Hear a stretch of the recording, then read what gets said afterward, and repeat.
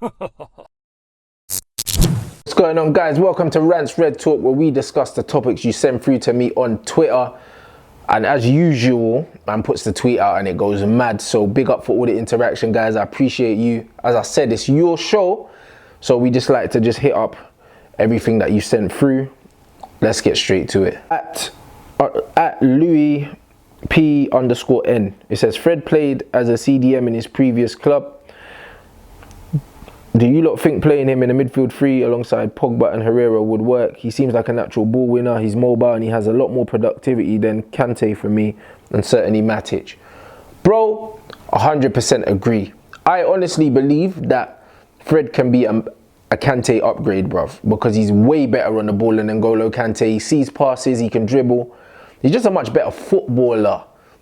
But also, he's got the tenacity, he's got the speed across the ground. He could be our Kante if we said to him, boom, we want you to be the ball winner, we want you to be the tenacious player. Similar to like Edgar Davids, blood. Like Edgar Davids was like that as well. Quick across the ground, technically good, and bite. He had a bite in it. He was very like, very strong in the tackle. I think that Fred could be that for us. I do. I really do, man. I think that that's a good shout. I also think that Fred would be a decent fullback, a wing back as well. If we played five at the back, I could see Fred playing as a wing back as well, blood, because he's got that in his locker. I just think he's a technically all-round brilliant player, Fred. I do. I think that he'll be a very handy player for us in the future because he's so versatile and he's so technically good. Like, you couldn't really tell anyone what his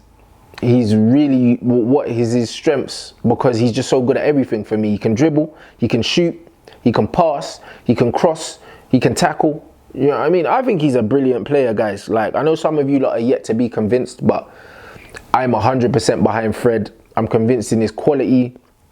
For him to even make the Brazil squad with the depth of talent they have, that speaks wonders. That speaks volumes for him. And I think that he's going to end up looking like a bargain. Just have faith. Just have faith, guys. Let me know in the comment section, what do you think of our guy Frederick, blood? I'm definitely team Frederick, bruv. All right, at Makins 101. Oli to be announced as manager come next Premier League fixture, multiple reports. Any truth? Do you think this will happen? Or if it should happen? They're saying that in the international break, Oli's going to be announced as the manager. I don't think there's any point in doing it then. I think they might as well wait till the end of the season. I do want him to be manager. I think he should be manager. But if he wasn't, and like there was a plot twist and like Oli was the director of football, and then we had another manager come in, that could be mad. Imagine Poch as manager with Oli as director of football. That would be kind of peak. I can't even lie. However, Oli's my first choice for manager. I don't believe it's going to happen in the next Premier League fixture. International break sounds more realistic, but I think that he's earned it. I think that there's no manager in the world that would have come in and done the job that Oli's done, yeah? And people would still be questioning their pedigree or questioning whether they're the right person for the job. Oli's shown that he has the pedigree, he has the tactical nous to make changes in the games. More often than not, Oli's changed things in games and won us the game. Against PSG, as I said, Oli played 4 different formations, bruv. We started with one, we changed to one, and then we finished in another one.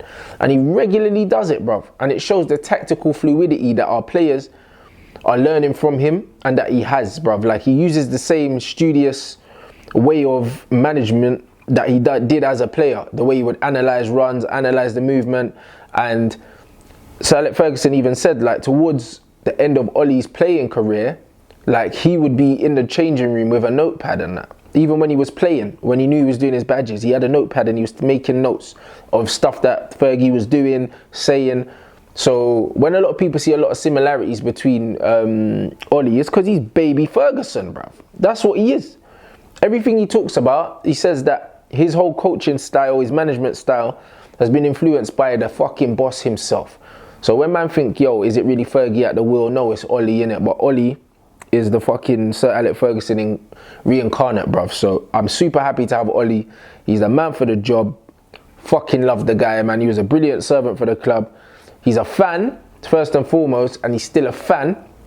And while we're on the subject of fans as well, I just want to say, I said on Twitter, yeah, a lot of people can't see, yeah, they can't differentiate between being a servant to the club and being a legend and all that, and just being a prick.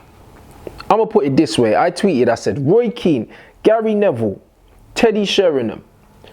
Who else was the other one? Oh, I can't remember now. I said, I ain't got no time for these pricks, blood. They're not Manchester United. They're not my cup of tea, bruv. Paul Ince is another one. Fucking prick, blood. Who was the fourth one? I don't know. But these man always want to chat shit about the football club, yeah? And they've got an agenda, innit? Roy Keane's a sour cunt. Gary Neville tries so hard to be impartial, yeah, that he's just a prick. He goes overboard and just chats shit. Like, even when De Gea made a mistake, instead of making about the mistake, man's talking about the contracts and all that. He talks like he's on the board. You're not on the board. Like, you don't know what's going on in the club, really, blood, and it hurts you. You're a failed manager. You know what I mean? You wanted Moyes to stay. You wanted fucking Maureen to stay. Peter Schmeichel's the one. Full of shit. I was with Flex when we interviewed Peter Schmeichel at the Football Best Awards, and he was like, oh, the Manchester United way is to back the manager, and I back Mourinho. Bruv, if you know the Manchester United way, then you would have known that Mourinho was all wrong for Manchester United, bruv. End of story. Don't chat shit, blood. The Manchester United way isn't to back the manager. How many managers were there between Sir Matt Busby and Sir Alex Ferguson? Well, you think man didn't get sacked? What, did Ron Atkinson not get sacked? Don't chat shit to me, blood. Man United don't persist with shit managers for the sake of it. You have to earn your corn. Maureen was never that guy. Schmeichel backed Maureen publicly, openly, and then he's coming out saying, oh, ambulance. You man always make jokes as well about there always being sirens when I'm filming. But what can I say? London's rough out here. But yeah, how can you back Maureen publicly and then come out and say, oh, now everything's going well. Oh, yeah, I want to be involved. Fuck off, blood. About, yeah, I know the Man United way, blood. You went and played for Manchester City, blood. Man don't really care about your shit, blood. Yes, you're a Manchester United legend. You've put in a great shift on the pitch, but you didn't do it for free, blood. You got paid, innit? So I don't give a shit. Man's not giving you plaudits for doing your job on the pitch. What you say off the pitch and how you behave off the pitch is how I am going to think about you as a man, innit? As a man, I don't agree with what Ryan Giggs did, and I don't fuck with that. But as a Manchester United player, he's a legend, and he was my brother's favourite player growing up, and my brother's a Tottenham fan, blood. When I tell you, man had Man United around expression so much, bruv, he was a massive Ryan Giggs fan, blood. And I was Eric Cantona, so, bruv, just know, yeah, that I love Ryan Giggs. But what he done as a man, I don't fuck with that. Do you know what I mean? So if I say, right, Ryan Giggs is a scumbag, that don't mean that he ain't a club legend and I don't appreciate everything he done for the club. That don't mean that. That means that you should be able to differentiate between someone as a person and someone that's doing their fucking job. So don't tell me that I can't say I ain't got no time for Roy Keane because he's a sour cunt. I ain't got no time for fucking Peter Schmeichel because he's a fucking hypocrite. Do you know what I mean? Like, don't tell me I can't say these things because they're club legends, because that just makes you a fucking one-dimensional idiot, blood. There's loads of different nuances in life. You can't just be like, oh yeah, he's a United legend so he can do whatever the fuck he wants. No, he can't. When Wayne Rooney was here, singing Jose's praises, as soon as he leaves, he's saying how unhappy everyone was and the tea lady. Fuck you and the tea lady, Wayne Rooney as well, blood. You can fuck off too. Because if you ain't got the balls to say it at the time, no one wants to hear it, blood. All these men care about is their back pocket. They're on the payroll. They'll say whatever they want to say. That ain't real fan opinion, blood. That's not. Alright, now man got that off the chest, and I needed to get that off the chest, blood, because what we give you at the United Stand here and on my channel is real fucking fan opinion, bruv. There's no we're in pockets with the players. See the other channel doing interviews with all these ex-players, yeah, and trying to suck up to them and all that. Bruv, we don't do this here, blood. We don't. You know why? Because if I become friends with all these men, I can't be critical of them. It's human nature. I'm going to be critical of a man if they're not doing their job. I don't want no association with them. None of them.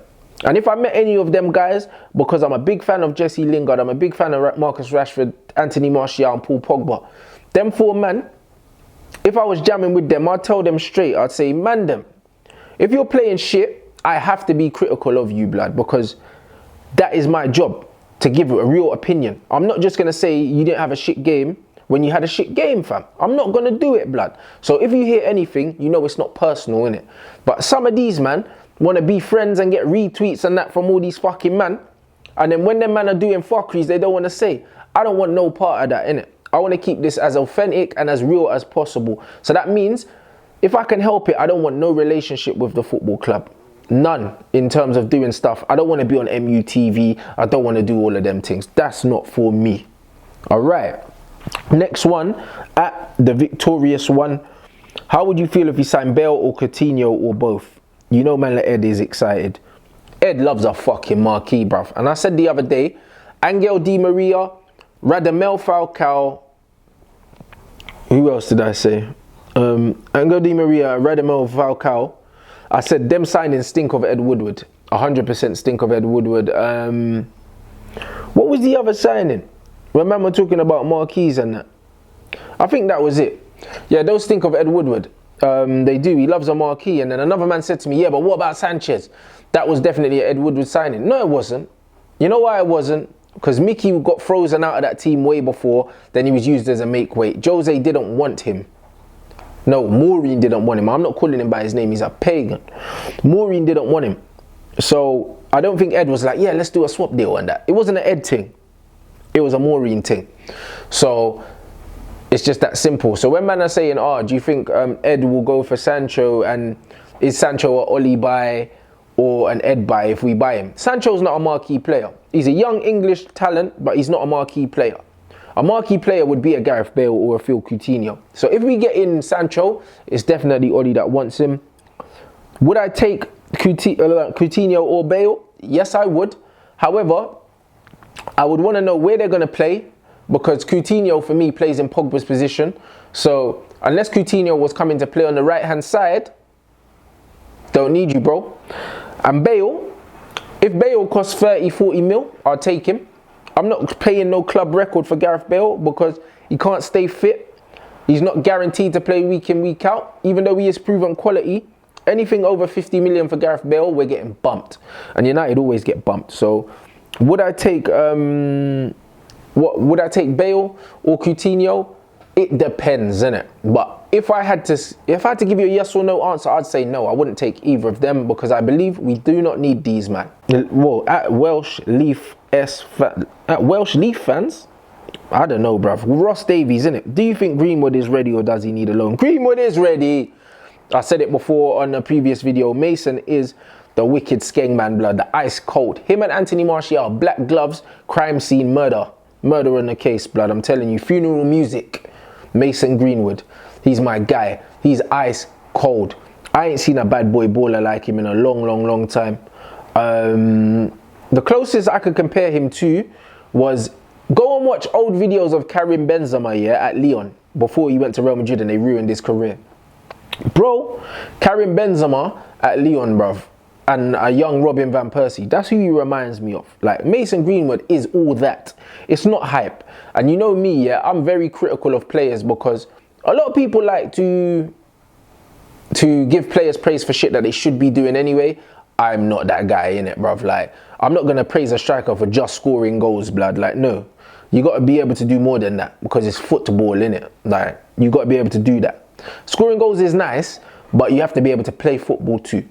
And Mason has it all. He can dribble, he can shoot with both feet, he can take a man on, he's got pace.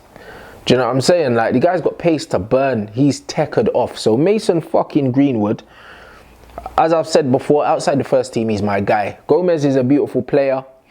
Chong's a good player. But for me, Mason is my guy, blood. I'm Team Greenwood all the fucking way. And another Gareth Bale one, last but not least, bruv, at Ibby786X. Would you take Gareth Bale for 40 million? Yes, I would. Only for that price would I take Gareth Bale. Only. If man are saying 50 mil is the most I pay for Gareth Bale, yeah? That's how much Fred cost, blood. I'm going to be real with you. I think Gareth Bale's fucking bread's buttered. It's toasted and buttered. I think he's finished. So, but he can add quality, blood. Like, if man are saying to me, yo, 40 mil, you get Gareth Bale, you get proven quality when he does play, even if he doesn't play all the time, I'll take that. And then it just means if he's injured, Jesse Lingard come in on the right, blood. That's not a problem. Because Gareth Bale can play off the front, man. He can play on the right. You could play him on the left if you wanted to do that, but you wouldn't want to race him there because you want him to get in and get his shots off.